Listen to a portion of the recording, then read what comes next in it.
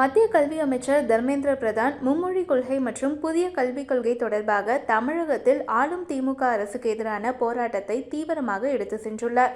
மொழி பிரச்சனையை எழுப்புவது முதல்வர் மு.க.ஸ்டாலினின் திசை திருப்பும் தந்திரம் என்று அமைச்சர் குற்றம் சாட்டியுள்ளார். இது தொடர்பாக அவர் தெரிவித்திருப்பதாவது: நான் நாடாளுமன்றத்தில் அளித்த அறிக்கையில் உறுதியாக இருக்கிறேன். 15 மார்ச் 2024 தேதியிட்ட தமிழ்நாடு பள்ளிக்கல்வித்துறையின் ஒப்புதல் கடிதத்தை பகிர்ந்து கொள்கிறேன். திமுக எம்பிக்களும் மாண்புமிகு முதல்வரும் எவ்வளவு வேண்டுமானாலும் பொய்களை எடுக்கலாம். ஆனால் உண்மை நொறுங்கும் போது தட்டி கேட்பதில்லை.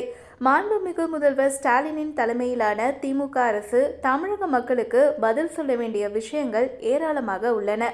மொழி பிரச்சனையை திசை திருப்பும் உத்தியாக எழுப்புவதும் தங்கள் வசதிக்கேற்ப உண்மைகளை மறுப்பதும் அவர்களின் நிர்வாக மற்றும் நலன்புரி பற்றாக்குறையை பாதுகாக்காது என்று அவர் தனது எக்ஸ் பக்கத்தில் பதிவிட்டுள்ளார். முன்னதாக மாநிலங்களவையில் பேசிய மத்திய கல்வி அமைச்சர், மொழிகளை பயன்படுத்தி சமூகத்தை பிளவுபடுத்த மத்திய அரசாங்கம் விரும்புகிறது என்று எதிர்க்கட்சிகள் கூறுவதை கடுமையாக சாடியதுடன், பிரதமர் நரேந்திர மோடி தலைமையிலான மத்திய அரசு இதுபோன்ற பாவங்களை செய்ய ஒருபோதும் மொழியை பயன்படுத்தாது என்றும் கூறினார். சில விஷயங்கள் நடந்து கொண்டிருக்கின்றன.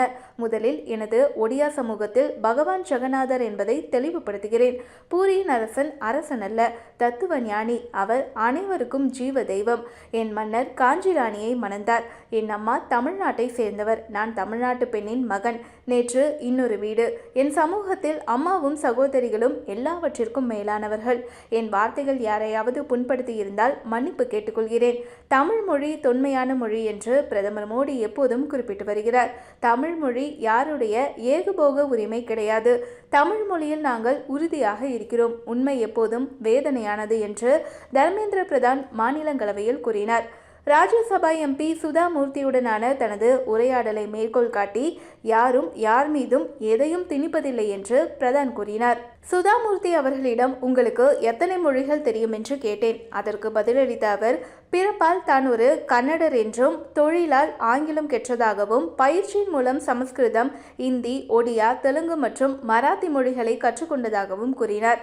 அதில் என்ன தவறு இருக்கிறது? இந்த மொழியை கற்றுக்கொள்ள வேண்டும் என்று சுதா மூர்த்தி மீது திணிப்பது யார்? யாரும் யார் மீதும் எதையும் திணிப்பதில்லை. இது ஒரு ஜனநாயக சமூகம். சில நேரங்களில் நீங்கள் பன்மொழி பேசுபவராக இருக்க வேண்டும் என்று அவர் மேலும் கூறினார்.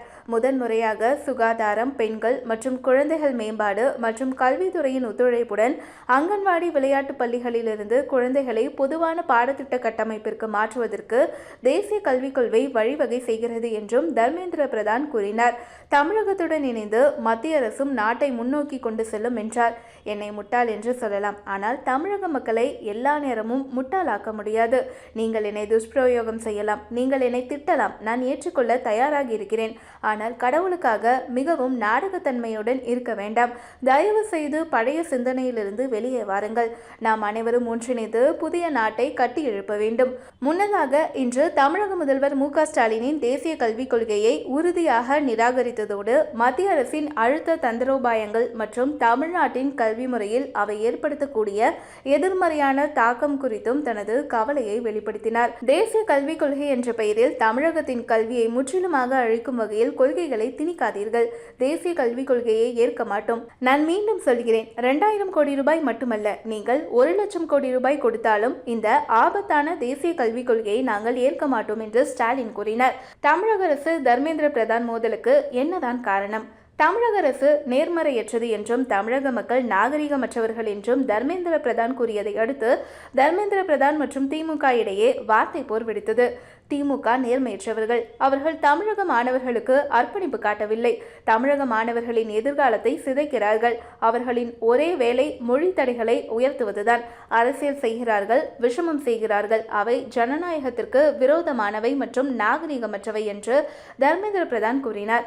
மும்மொழி கொள்கைக்கு எதிர்ப்பு தெரிவித்து நாடாளுமன்றம் முன்பு திமுக எம்பிக்கள் என்ற ஆர்ப்பாட்டத்தில் ஈடுபட்டனர். தேசிய கல்விக் கொள்கை குறித்து நடந்து வரும் விவாதத்திலிருந்து இந்த சர்ச்சை உருவாகிறது. குறிப்பாக சர்ச்சைக்குரிய மும்மொழி கொள்கை திமுக கடுமையாக எதிர்க்கிறது.